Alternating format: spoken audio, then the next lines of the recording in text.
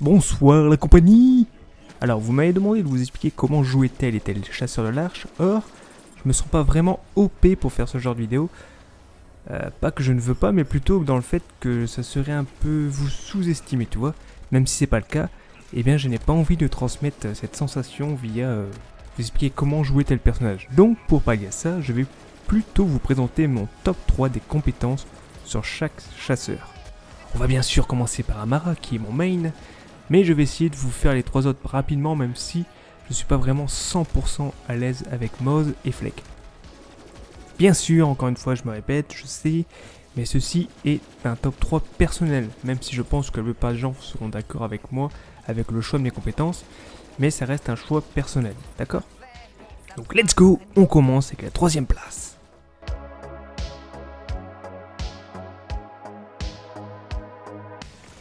On commence avec la compétence ultime de l'arbre bleu, soit Avatar.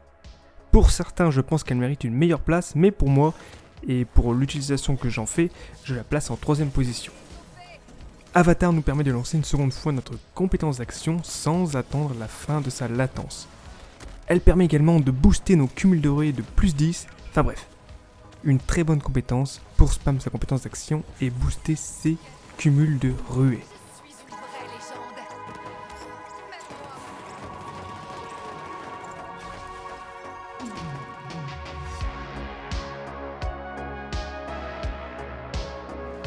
En deuxième position, j'ai hésité entre deux compétences de l'arbre rouge, soit alimentation et au hasard. Donc pour la deuxième position, eh bien, je vais mettre deux compétences. Au hasard est pour moi un must-have chez Amara, surtout si on la joue avec lien magique plus gamme de l'esprit. Au hasard nous permet de faire des ricochets en tirant sur un ennemi. Certes, les ricochets font moins de dégâts, mais on a tellement un gros DPS que même avec un petit ricochet, tu OS les mobs, qui se prennent un ricochet dans le coin de la tronche. Lorsque tu combines au hasard avec lien magique ou gamme de l'esprit, ta chance de ricochet passe de 30% à 60% et leurs dégâts de moins 50% à moins 25%.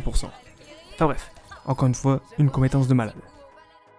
J'ai également mis alimentation, car pour moi c'est une des meilleures compétences survivabilité de Amara, et en plus, pas besoin d'investir 5 points dedans, un seul point voire 2 suffisent amplement. Bah ouais, la compétence, rien que level 2, elle a un drain de 8% de tes dégâts. Mais encore une fois, tes dégâts sont tellement élevés que ça te remet full life instant. Hein, donc deux petites compétences très sympathiques et très indispensables dans nos builds.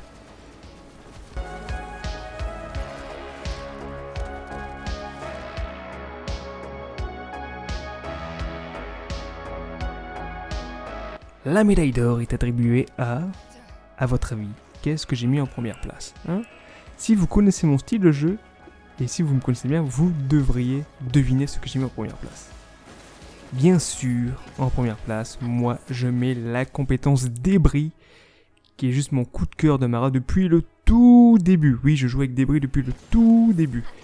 Puis avec l'apparition du Death Blazing, et bien elle me régale encore plus, car elle lui donne un sens supplémentaire, un boost supplémentaire pour mon utilisation.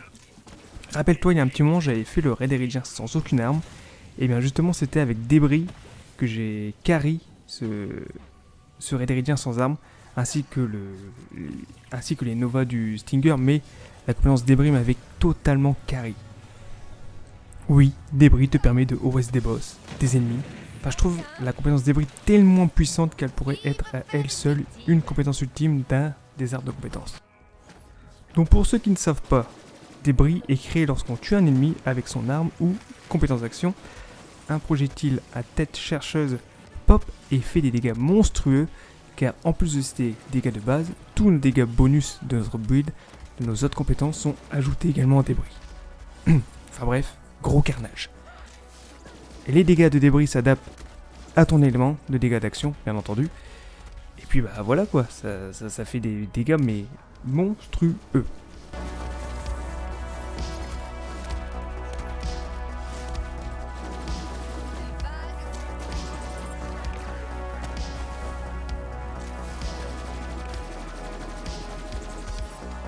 Enfin voilà mon top 3 compétences d'action pour Amara. Encore une fois, c'est un top personnel et j'attends avec impatience vos top 3 compétences. Bien sûr, il y a d'autres compétences de bras très puissantes, ce n'est pas parce que je les cite pas dans mon top que toutes les autres sont pourrites. Non, surtout pas, je vous présente juste mon top 3 de mes favorites. En espérant que ce top vous aura plu, en espérant que cette petite vidéo vous aura plu, on se retrouve très vite pour de prochaines vidéos les cocos. Like, abonne-toi et commente la vidéo pour le petit référencement s'il te plaît. Allez, bisous bisous.